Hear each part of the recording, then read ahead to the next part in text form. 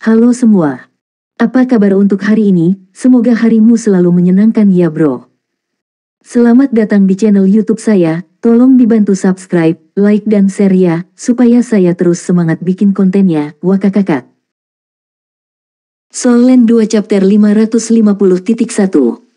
Temperatur di ketinggian 6000 meter sangat rendah, tetapi suhu rendah seperti itu dianggap sebagai sumber yang baik untuk armor perang Ichigat. Udara tipis itu dipenuhi dengan unsur-unsur es, yang diproses oleh armor War God Ichi untuk mengisi kembali energi yang dikeluarkannya sebelum menyimpan energi yang diserap, mengompresnya, dan mengembalikan sebagiannya ke Huo Yuhao. Huo Yuhao sangat mengagumi baju besi ini. Aku seperti Douluo Transcendent dengan baju besi ini menyala. Meskipun Kekaisaran Sun Moon telah menghasilkan alat-alat jiwa berbentuk manusia, milikku dibuat dari bahan-bahan yang tidak tertandingi, dan itu telah menghabiskan banyak waktu dalam pemikiran dan upaya Guru Xuan. Alat jiwa berbentuk manusia super ini juga dibuat dari teknologi mekanis Tang Sekte, sehingga alat jiwa berbentuk manusia Kekaisaran Bulan Matahari masih relatif lebih lemah. Huo Yuhao sudah mulai bergerak seperti yang dia pikirkan. Deteksi spiritualnya berkembang sejauh dia bisa mendorongnya. Dia 6000 meter di langit, dan dia tidak percaya bahwa Kekaisaran Sun Moon dapat menempatkan hambatan spiritual pada ketinggian ini. Bahkan alat jiwa pengintai udara ketinggian tinggi tidak dapat ditempatkan pada ketinggian ini. Tapi Huo Yuhao masih penuh dengan pujian karena kemampuan alat pengintai udara Kekaisaran Sun Moon.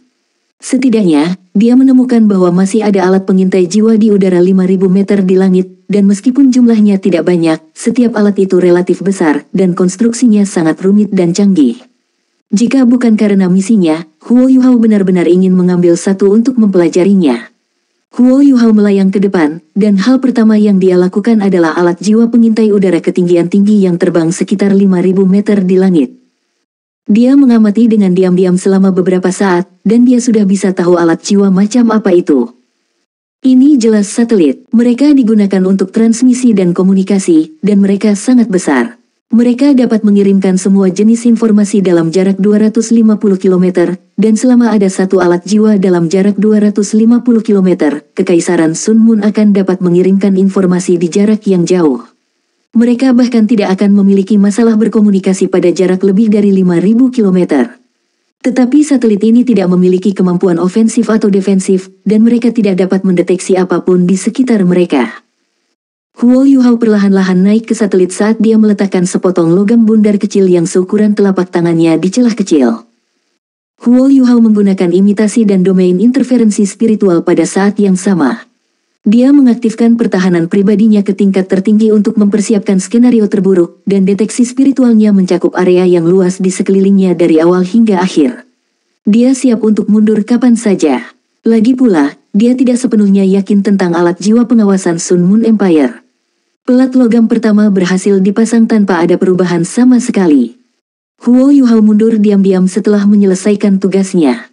Dia mengamati selama beberapa saat, dan mengamati alat-alat jiwa pengintai di sekitarnya untuk melihat apakah ada sesuatu yang terjadi.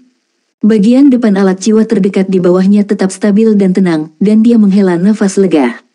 Upaya pertama adalah yang paling penting, karena meletakkan dasar bagi apa yang akan dia lakukan selanjutnya. Huo Yuhao dengan cepat mulai bergeser di langit. Dia tidak takut mengganggu dirinya sendiri, karena alat pengintai jiwa 5000 meter ke atas adalah yang terjauh satu sama lain. Dia tidak bergerak turun ke alat jiwa di bawahnya untuk memasang pelat logam itu. Dia memasang pelat logam pada semua alat jiwa pengintai udara di atas Radiant City pada ketinggian itu, dan baru kemudian dia terbang ke ketinggian 4000 meter. Dia melanjutkan dengan cara yang sama. Meskipun dia terbang sangat cepat, 3 jam telah berlalu setelah dia selesai memasang pelat logam pada alat pengintai jiwa yang jaraknya 3000 meter. Ada 63 alat pengintai dari berbagai jenis 3000 meter di langit, dan masing-masing sangat jauh dari yang lain. Huo Yuhao juga harus sangat berhati-hati, dan itu adalah alasan penting mengapa dia terlalu lama. Jika dia tidak memiliki Ichi War God Armor, dia bahkan harus istirahat sebelum melanjutkan. Tugas berikut Huo Yuhao bahkan lebih sulit, karena ada lebih dari 400 alat pengintai jiwa dari semua jenis antara ketinggian 500 meter dan 1000 meter. Ada sekitar 270 pada 1000 meter, dan ada lebih dari 160 pada 500 meter. Huo Yuhao berencana untuk melupakan alat pengintai jiwa di ketinggian 500 meter. Dia akan berurusan dengan mereka nanti, tetapi dia harus menginstal tempat-tempat logam pada alat pengintai jiwa di 1000 meter. Tapi ketinggian ini juga yang paling berbahaya. Alat pengintai jiwa yang melayang pada ketinggian 1000 meter pada dasarnya sangat kuat, sedangkan alat pengintai jiwa pada ketinggian 500 meter akan menyapu baik ke tanah maupun ke udara. Oleh karena itu, Huo Yuhao harus menggunakan deteksi spiritual untuk menghindari alat-alat jiwa pengintai yang dapat menemukannya sebanyak mungkin. Huo Yuhao berhenti sebentar di udara dan menyesuaikan kondisinya.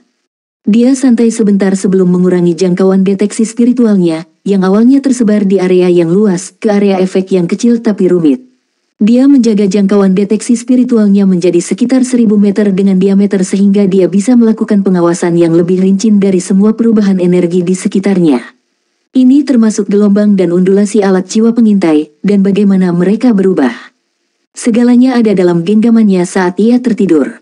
Dia tidak menyebabkan gangguan sama sekali ketika dia tiba di sebelah alat pengintai jiwa yang berpatroli dalam suatu pola. Dia menjentikkan pergelangan tangannya dengan cekatan saat dia mengirim lempengan logam lain ke titik buta yang tidak bisa dideteksi oleh alat jiwa itu sendiri. Huo Yuhao berjungkir balik di udara dengan cepat ketika alat jiwanya yang terbang melaju dan menggerakkannya 100 meter secara horizontal. Dia menghindari beberapa gelombang pengintaian spiritual ketika dia terbang. Huo Yuhao dengan cepat mengubah arah saat dia bergeser ke sisi lain dan melayang ke bawah, dan dia berurusan dengan alat jiwa pengintai lainnya dengan sentakan lain dari pergelangan tangannya. Pemahaman Huo Yuhao tentang senjata tersembunyi berarti dia masih percaya diri melakukan ini dengan benar bahkan jika dia harus melakukannya dari jarak jauh. Tetapi melakukan itu jauh lebih tidak bijaksana daripada mendekati alat-alat jiwa pengintai itu. Huo Yuhao harus sangat berhati-hati dengan setiap instalasi. Dia tidak bisa membiarkan kesalahan sama sekali. Dia bisa mengekspos dirinya bahkan dengan kesalahan kecil.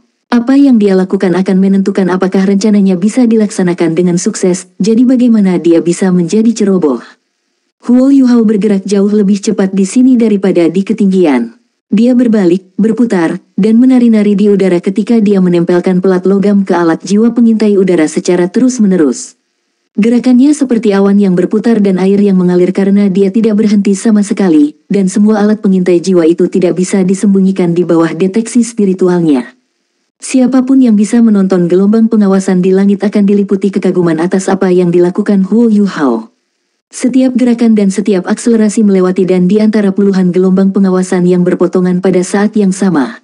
Ada beberapa pencukuran dekat di mana Huo Yuhao harus menggunakan teleportasi instan untuk menghindarinya. Meskipun tidak setiap jenis gelombang pengawasan dapat menemukannya, Huo Yuhao harus mengutamakan keselamatan saat ia mencoba yang terbaik untuk mencegah gelombang apapun dari menyentuhnya. Setelah dia menyelesaikan instalasi terakhir pada 1000 meter, dia berhenti di udara sebelum dia mempercepat dan menghilang di luar cakrawala. Huo Yuhao bisa merasakan pusing di otaknya, yang merupakan pertanda terlalu banyak mengonsumsi energi. Dia telah menghabiskan terlalu banyak energi dan bukan kekuatan spiritual, karena dia masih bisa mengambil ini dengan kekuatan spiritualnya. Langit menjadi gelap, karena sebagian besar lampu dan lampu yang menyerupai bintang-bintang di langit malam menghilang. Huo Yuhao terbang jauh ke kejauhan dan turun ke tanah di daerah yang relatif tidak jelas dan terpencil. Dia menyilangkan kakinya dan duduk di tanah saat dia terengah-engah dalam dan berat. Wajah Huo Yuhao sedikit pucat, dan matanya penuh kelelahan. Namun, ada juga kegembiraan di matanya. Huo Yuhao sepenuhnya yakin bahwa tidak ada orang lain di benua Douluo yang bisa mencapai apa yang baru saja dia lakukan. Bahkan Ultimate Douluo tidak bisa melakukan itu. Huo Yuhao menatap langit. Meskipun dia tidak bisa melihat alat pengintai jiwa yang telah dia kerjakan, matanya penuh kepuasan pada saat ini. Sebuah bayangan cantik muncul dari tubuh Huo Yuhao. Itu Lia, Putri Duyung. Dia duduk di sampingnya begitu saja, dan membawa ekornya dari dekat dan meletakkan tangannya di sekitarnya seperti seorang gadis muda yang duduk di tanah memeluk lututnya. Sebuah lagu yang indah bisa didengar, tetapi Huo Yuhao adalah satu-satunya orang yang bisa mendengarnya. Melodi yang indah berputar di sekitar laut spiritualnya, dan kelelahannya lenyap seperti benang sutra dari kepompong. Dia memulihkan semua kekuatan spiritual yang telah dia keluarkan dengan kecepatan luar biasa.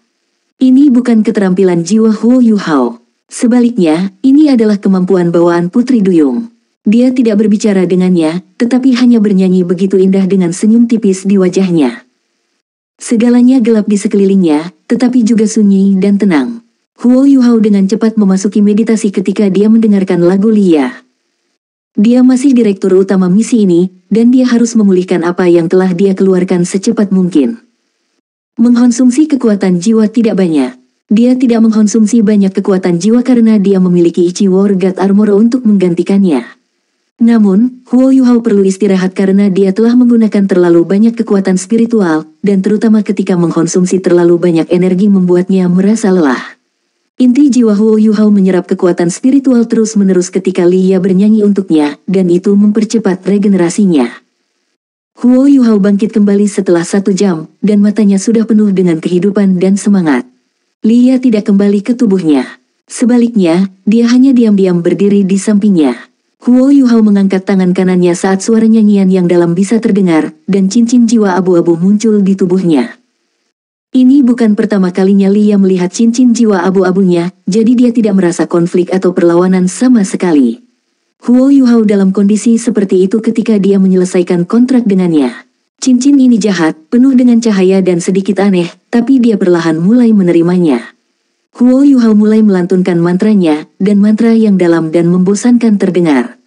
Huo Yuhao menggunakan imitasi dan domain interferensi spiritual sehingga ia bisa menyembunyikan Lia dan dirinya sendiri. Soul Land 2 Chapter 550.2. Lia berdiri di sebelah Huo Yuhao, dan pemandangan mistis terjadi. Cincin jiwa muncul dari bagian bawah ekor putri duyung satu demi satu, dan orang akan menyadari setelah pemeriksaan lebih dekat bahwa itu adalah cincin jiwa yang telah ditempelkan Huo Yuhao ke mata rohnya, masing-masing. Cincin jiwa ke-8, yang berwarna merah darah, bersinar ketika mantra Huo Yuhao tiba-tiba bercampur dengan suara yang tajam dan cerah. Setiap mesin terbang atau kata yang dia nyanyikan disertai dengan yang identik dalam suara yang renyah dan cerah ini, dan suara ini milik Lia.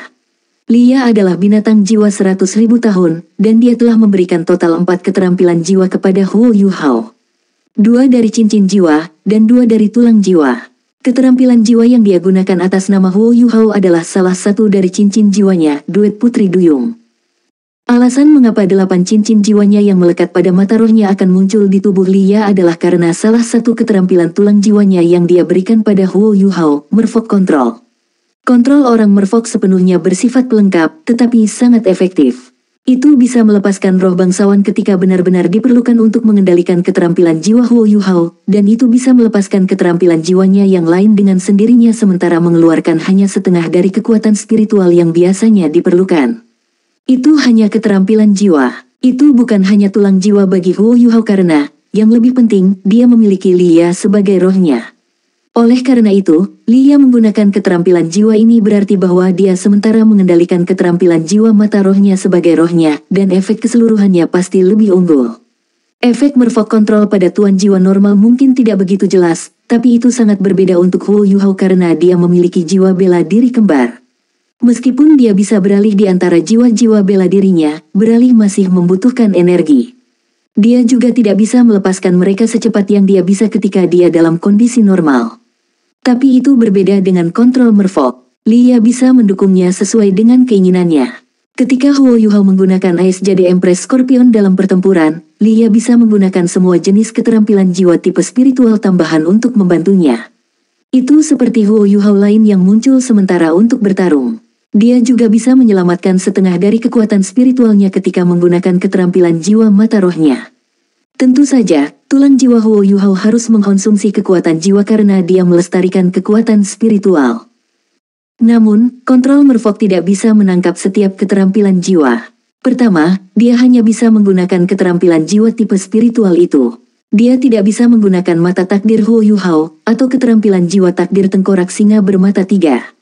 Ini berarti bahwa Lia tidak bisa menggunakan Spiritual Blast, Destinis Demise, Perampasan Spiritual, dan Destinis Adjudication karena itu milik Wang Qiwer.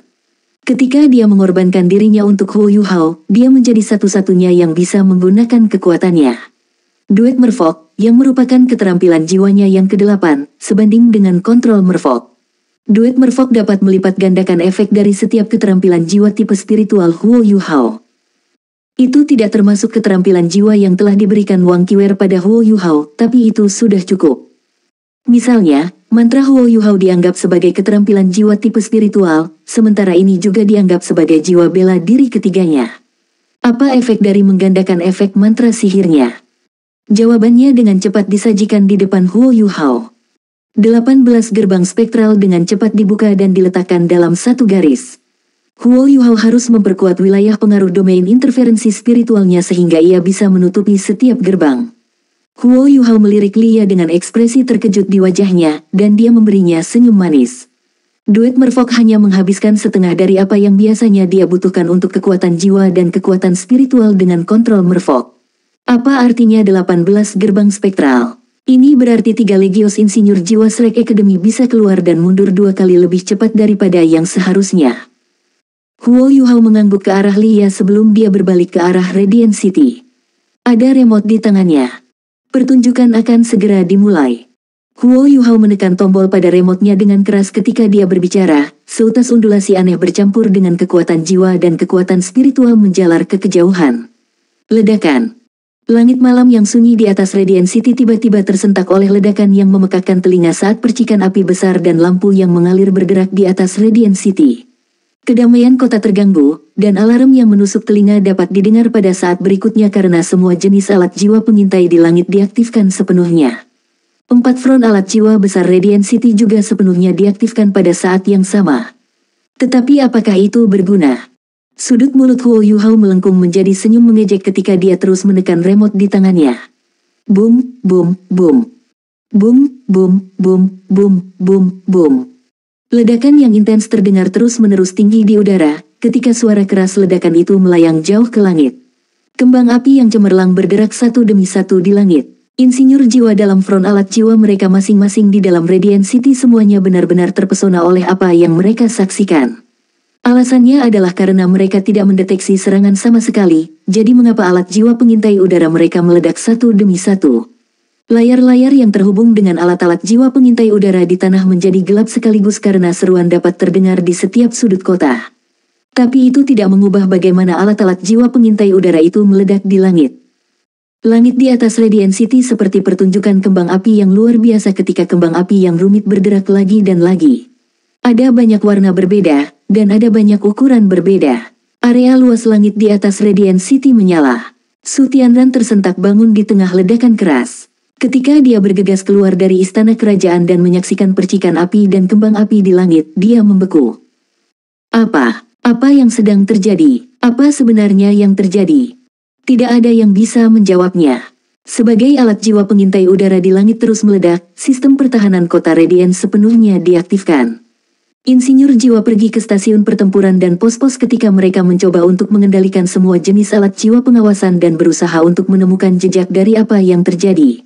Tapi ledakan di langit sepertinya tidak akan berhenti sama sekali. Radiant City tidak bisa mendapatkan apapun dari pemantauan mereka, satu-satunya hal yang bisa mereka dapatkan adalah kegelapan pada saat itu setelah ledakan.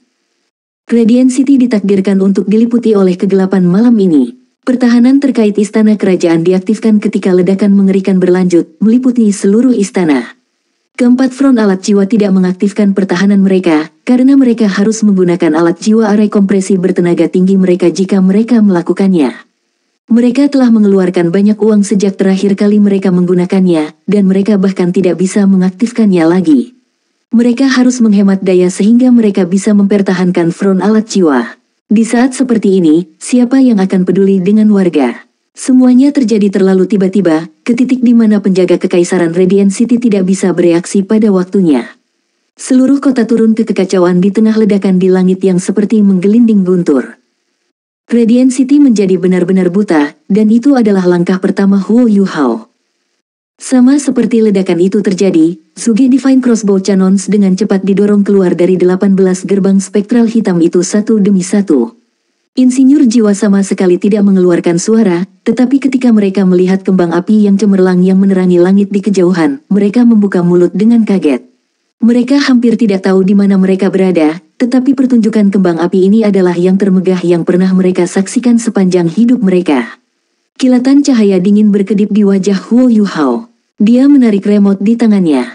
Langkah pertama adalah yang paling penting, dan dia akhirnya menyelesaikan tugas ini sehingga dia menghabiskan begitu banyak energi dan hampir setengah dari seluruh malam. Huo Yuhao berbagi deteksi spiritual dengan semua orang dan menyampaikan instruksinya. 300 Suge Divine Crossbow Cannons terbentuk dalam satu baris saat mereka dengan cepat masuk ke formasi. Setelah Legiun Insinyur Jiwa Artileri Berat keluar, penguasa jiwa Legiun Insinyur Benteng Jiwa dan ahli jiwa Legiun Insinyur Jiwa Tang Sekte dengan cepat keluar dari 18 gerbang spektral itu. Insinyur Jiwa Fort Soul Engineer Legion tidak muncul dengan benteng mereka. Kebanyakan dari mereka mendorong beberapa alat jiwa berat ketika mereka muncul di samping Legiun Insinyur Jiwa Artileri Berat. Mereka dengan cepat menyiapkan alat-alat jiwa itu, dan Heike itu adalah komandan mereka. Insinyur Jiwa Legion Insinyur Jiwa Tang Sekte mengenakan peralatan mereka dan mendukung dua legiun lainnya dari satu sisi, dan semua orang dengan gugup mulai bekerja. Huo Yuhao memejamkan mata dan mengatur napasnya saat dia mendengarkan dengan tenang ledakan di langit. Tang Wutong, Bei Bei, Su Sanshi, Jiang Nanan, Xiao Xiao, dan anggota senior Tang Sekte lainnya tiba di sampingnya saat mereka memandang ke kejauhan. Mata semua orang mengalir dengan takjub dan hormat ketika mereka menyaksikan kembang api yang luar biasa di langit. Huo Yuhao telah menyelesaikan ini sendiri. Dia seperti mimpi buruk kekaisaran matahari bulan, dan dia membuat apa yang tidak mungkin, menjadi mungkin. Dia masih bisa menemukan celah dan kelemahan di pertahanan kedap udara Radiant City. Ledakan jauh di langit akhirnya berhenti setelah belasan menit. Potongan-potongan logam dan debu jatuh dari langit ketika asap tebal menutupi seluruh kota. Radiant City sebelumnya gelap, tetapi seluruh kota menyala sekali lagi ketika pasukan pertahanan kota dikerahkan. Mereka meningkatkan kewaspadaan dan pertahanan mereka di seluruh kota, dan mengaktifkan alat jiwa pengintai udara cadangan mereka dan melepaskan mereka ke udara. Penghalang pertahanan terkait istana kerajaan masih dipertahankan. Tapi tepat pada saat ini, 300 Suge Divine Crossbow Cannons dari artileri jiwa insinyur berat dibagi menjadi 3 baris saat mereka terbentuk di belakang Huo Yuhao. Meriam gelap memancarkan aura menyeramkan, dan napas setiap insinyur jiwa adalah kasar dan berat. Adegan menakjubkan malam jauh di kejauhan sudah memberitahu mereka di mana mereka berada, dan mereka yang lebih pintar sudah bisa mengetahui apa yang baru saja terjadi. Soul Land 2 Chapter 550.3. Meskipun mereka tidak tahu bagaimana komandan mereka meledakkan alat pengintai jiwa di atas Radiant City, mereka mengerti bahwa mereka akan selamanya mengingat pertempuran hari ini. Mereka tidak tahu apakah adegan seperti itu akan terjadi lagi di masa depan, tetapi mereka dipenuhi dengan pertikaian dan keinginan untuk bertarung. Huo Yuhao tiba-tiba membuka matanya, dan semua orang bisa melihat dua sinar cahaya keemasan yang masing-masing lebarnya sekitar 1 meter dan hampir material meledak dari matanya. Undulasi spiritual yang mengerikan meledak maju tanpa ampun, dan suara yang sama muncul di pikiran setiap insinyur jiwa. Kerang meriam jiwa stasioner, bersiap untuk menembak. Setiap Suge Divine Crossbow Cannon dapat menampung 48 peluru. Mereka hanya akan menggunakan botol susu dan kekuatan jiwa penguasa jiwa dalam keadaan normal untuk menekan dan menguatkan sebelum menembak. Tetapi hari ini berbeda. Mereka telah menerima pesanan sebelum mereka pindah, bahwa 48 cangkang itu akan diubah menjadi cangkang meriam jiwa yang diam. Ini berarti bahwa setiap Suge Divine Crossbow Cannon sekarang berisi 48 peluru meriam jiwa yang tidak bergerak. Kerang yang dimuat Legiun Insinyur Jiwa Artileri Berat hampir setengah dari produksi tahunan Tang Sekte. Deteksi spiritual memungkinkan langit gelap di mata para insinyur jiwa menjadi gambar 3 dimensi, dan setiap orang memiliki target yang berbeda. Api, Huo Yuhao berteriak ketika 300 Suge Divine Crossbow Cannons dari artileri jiwa insinyur berat menembak pada waktu yang sama, untuk pertama kalinya dalam sejarah. Wosh, wosh, wosh, wosh, suara melolong muncul satu demi satu. Irama itu kaya, seperti simfoni yang agung dan megah. Pilar api dan cahaya melintas dari belakang anggota Tang Sekte saat mereka meninggalkan jejak cemerlang di belakang mereka saat mereka terbang menuju Radiant City. 300 Suge Divine Crossbow Cannons menembak pada saat yang sama, dan setiap ledakan menembakkan 16 peluru meriam jiwa yang tidak bergerak. Otot wajah Heike itu berkedut terus-menerus saat dia memandang. Itu semua uang yang berharga. 4.800 peluru meriam jiwa yang diam semuanya ditembakkan sekaligus. Bahkan Kekaisaran Sun Moon, yang telah menguasai teknologi alat jiwa paling kuat, tidak akan melakukan hal seperti ini. Tapi Huo Yuhao melakukan itu. Dia tidak pelit sama sekali saat dia meluncur pergi. 4.800 peluru meriam jiwa yang tidak bergerak naik ke udara, dan pada saat itu, kilatan terang dan cemerlang itu menyebar dan terbang ke segala arah. Mereka seperti bunga yang dilemparkan ke udara, dan perasaan itu dipenuhi dengan keajaiban. Bei bergumam, apakah adik lelaki junior mengintegrasikan teknik senjata tersembunyi Tang Sekte ke dalam tembakan artileri? Cannon's Crossbow Cannon Suge sedang dikembangkan terus-menerus. Setiap 2 barel meriam bisa membidik satu sasaran. Dalam keadaan normal, hampir mustahil bagi para pembidik untuk mencapai 8 sasaran berbeda dengan 16 barel.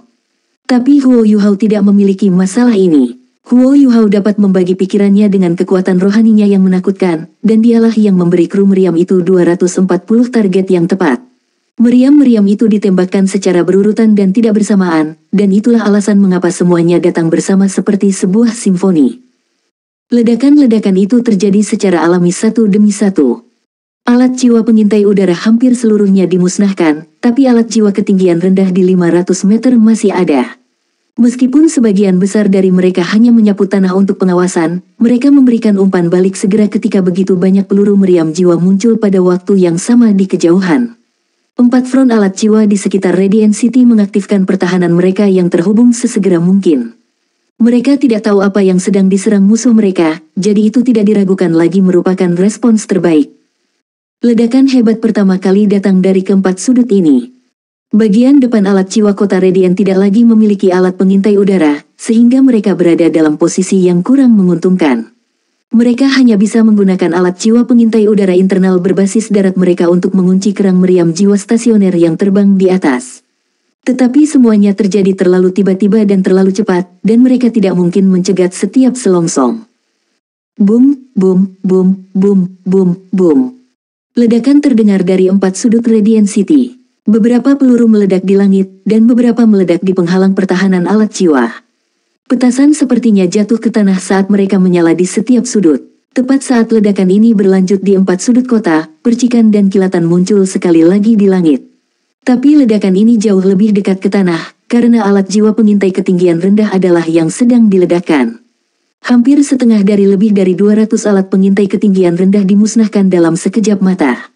Keempat front alat jiwa hampir tidak bisa berjuang untuk membela diri, belum lagi fakta bahwa mereka tidak punya waktu untuk bekerja sama dengan alat jiwa pengawasan ketinggian rendah mereka sehingga front alat jiwa mereka dapat mencegat serangan-serangan itu. Putaran kedua, tembak. Huo Yuhao sudah memberikan perintah kedua untuk menembak ketika kembang api terbuka di 4 sudut kota. Wosh, wosh, wosh, wosh. Simfoni kedua dapat didengar ketika 4.800 peluru meriam jiwa stasioner lainnya ditembakkan dan meluncur ke arah Radiant City. Heika itu memejamkan matanya dengan menyakitkan, tetapi insinyur jiwa Tang Sekte lebih diatasi dengan kejutan dan gairah. Ini adalah pertempuran modern. Mereka meluncurkan serangan jarak jauh terhadap musuh-musuh mereka dengan mengandalkan senjata. Masing-masing dari mereka percaya diri karena musuh mereka jauh, dan ada 18 gerbang spektral di belakang mereka yang bisa mereka lewati. Tidak sulit membayangkan seberapa tinggi moral mereka.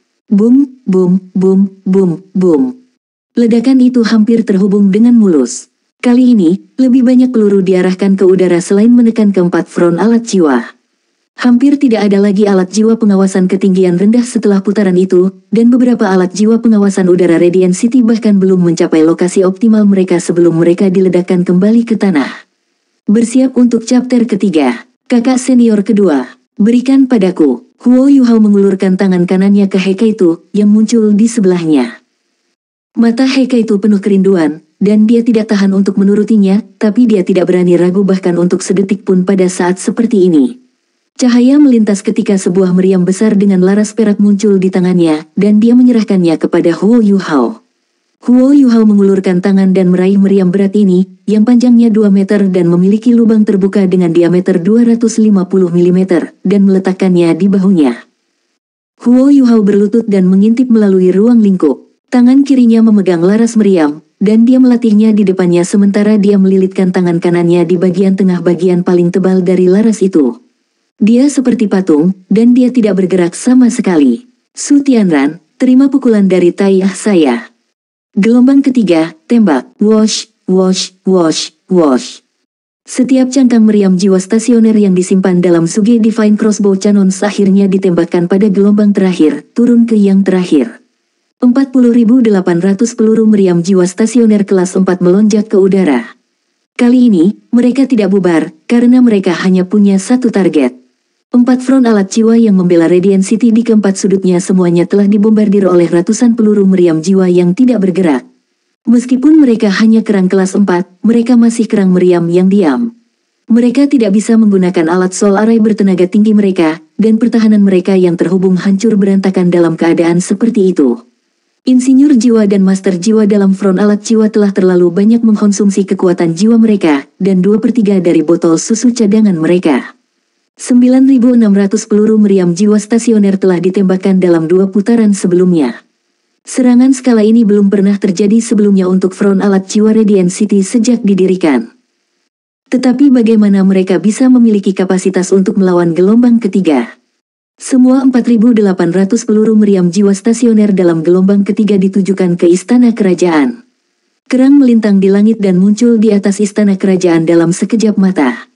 Tetapi tepat pada saat ini, dinding terluar istana kerajaan tiba-tiba menyala ketika 16 pilar emas melonjak ke langit. 16 pilar cahaya ini meledak lurus hingga lebih dari 500 meter di langit. Mereka menyapu langit ketika mereka bekerja sama dengan sangat baik. Boom, boom, boom, boom. Ledakan bergerak terus-menerus di langit. Peluru meriam jiwa yang diam tidak jatuh, dan kebanyakan dari mereka diledakkan di langit ketika 16 pilar itu menyapu mereka. Lintasan pilar-pilar ini jelas-jelas sudah direncanakan sebelumnya, ketika mereka menyapu daerah-daerah yang memiliki konsentrasi terpadat dari peluru meriam jiwa stasioner. Peluru meriam jiwa kelas 4 yang tersisa jatuh di dalam istana kerajaan, tetapi kebanyakan dari mereka tidak bisa berbuat apa-apa karena mereka bentrok dengan penghalang pertahanan istana yang tangguh. Mereka menciptakan riak yang cantik satu demi satu sebelum mereka dihancurkan. 16 pilar emas itu seperti 16 pilar ilahi yang melindungi istana kerajaan. Tetapi saat mereka menyapu langit, seberkas cahaya putih lainnya melayang 5.000 meter di langit di atas istana kerajaan. Itu adalah seberkas cahaya putih yang menyerupai tombak putih, dengan ujungnya mengarah ke bawah. Seluruh tubuhnya memancarkan warna putih cerah, dan ketika 16 pilar emas itu bergerak, itu juga bergerak. Itu menghilang dalam sekejap. Sinar cahaya putih ini terlalu cepat. Tampaknya turun dari surga saat menembus ledakan di bawahnya. Siapapun yang bisa melihat dengan jelas akan menyadari bahwa sinar putih ini menyesuaikan sudutnya secara terus-menerus ketika terbang, dan menghindari daerah yang paling terkonsentrasi dari ledakan itu. Itu tidak memungkinkan salah satu dari kekuatan peledak menyentuhnya. 16 pilar tidak berhasil memberantas semua meriam jiwa stasioner pada akhirnya, dan masih ada beberapa yang bertabrakan dengan pelindung-pelindung istana kerajaan. Tepat pada saat ini, seberkas cahaya putih yang tampak seperti bintang jatuh juga tiba, dan segera mengenai permukaan penghalang. Cih, suara yang menusuk telinga bisa terdengar ketika sinar putih mulai berputar dengan kuat. Itu seperti latihan karena menusuk penghalang pelindung istana kerajaan. Alarm berbunyi di dalam penghalang pelindung jiwa, dan cahaya yang memancar dari pelindung penghalang tumbuh sangat intens karena bekerja pada kapasitas maksimum.